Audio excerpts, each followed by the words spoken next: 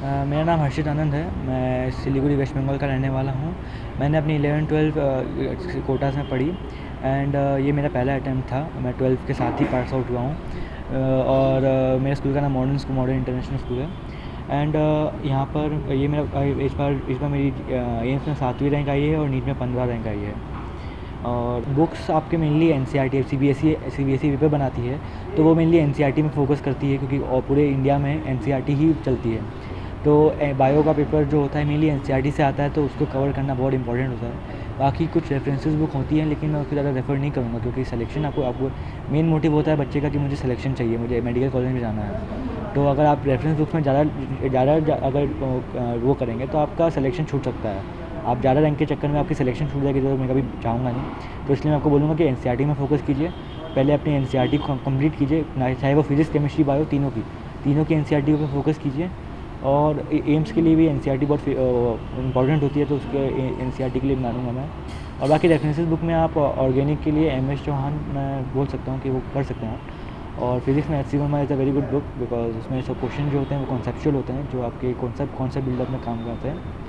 बाकी आपके जो बाकी आपको क्वेश्चन प्रैक्टिस को बढ़ानी है। आपको अपने जितने क्वेश्चन कर सकते हैं एमसीक्यू बेस्ड, वो आपको करना है एंड ये आपको आगे बढ़ने में हेल्प करेगा। जो नीट होता है और जो स्कूल के एग्ज़ाम होते हैं वो तो चैप्टर सेम होते हैं, जो कॉन्सेप्ट तो सेम ही होते हैं, तो इसमें ज़्यादा फ़र्क पड़ता नहीं। और एग्ज़ाम से पहले एग्ज़ाम से जो बोर्ड्स एग्ज़ाम होती हैं उसके लिए कभी लोग टेंशन में आ जाते हैं कि हमें तो ऑब्जेक्टिव बेस्ड पढ़ाया है, हम सब्जेक्टिव में कैसे करेंगे।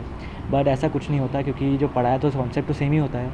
हमें बस उसके लिए थोड़ा देर एक बार एनसीईआरटी को वापस पढ़नी पड़ती है, बट उसको सब्जेक्टिव माइंडसेट के साथ पढ़नी पड़ती है ताकि हमें जो क्वेश्चन है पास्ट ईयर के क्वेश्चन देख लें तो उसी से बहुत बड़ा हेल्प मिल जाता है, हमें पता चल जाता है किस टाइप के क्वेश्चन आएंगे। एंड उस हिसाब से एक बार एनसीईआरटी पढ़ लें और एक और बार उसके क्वेश्चंस को देख लें तो अच्छी खासी प्रैक्टिस हो जाती है। एंड उसके बाद बोर्ड्स की कोई प्रॉब्लम नहीं होता। फिर बोर्ड्स के बाद हम लोग वापस नीट के तैयारी में लग जाते हैं।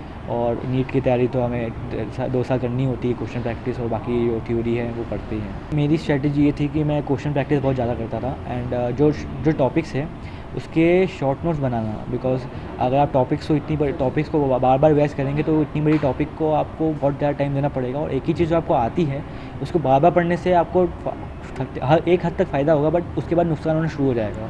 उसके बाद आपको पता है कि मुझे याद रहने वाली है 2 साल, तो उसको बार बार पढ़ के आपका टाइम वेस्ट होगा, तो उसको ना करें। आप जब एक बार 2-3 बार पढ़ चुके हैं, आपको पता है कि मेरे चैप्टर मुझे अच्छे से आता है, तो जब आप उसको वापस जब पढ़ रहे हो तो आप वही सब पॉइंट्स को एक अलग जगह लिख दीजिए जो आपको याद नहीं है, या फिर थोड़ा सा आपको लगता है कि आप हो सकता है उसको बाद में भूल जाएँ, तो उसको अलग जगह लिखिए, उसको अलग से शॉर्ट नोट्स बनाइए।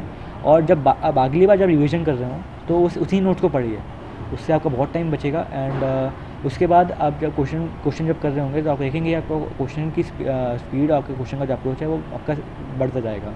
एंड आपकी स्पीड को बढ़ानी है, क्योंकि बहुत बार लोग बोलते हैं कि मेरा टाइम नहीं हुआ, मेरा क्वेश्चन छूट गए। इसके लिए आपको स्पीड बढ़ानी पड़ेगी। क्वेश्चन जब कर रहे हो तो आप टाइम सेट करके क्वेश्चन कीजिए। अपना साइड में क्लॉक होनी चाहिए आपके पास, तो हर एक क्वेश्चन का देखिए आपको किस क्वेश्चन में अगर ज़्यादा टाइम लग रहा है तो उसका कोई दूसरा अप्रोच जानिए, किसी टीचर या फिर किसी अपने दोस्त से डिस्कस करके।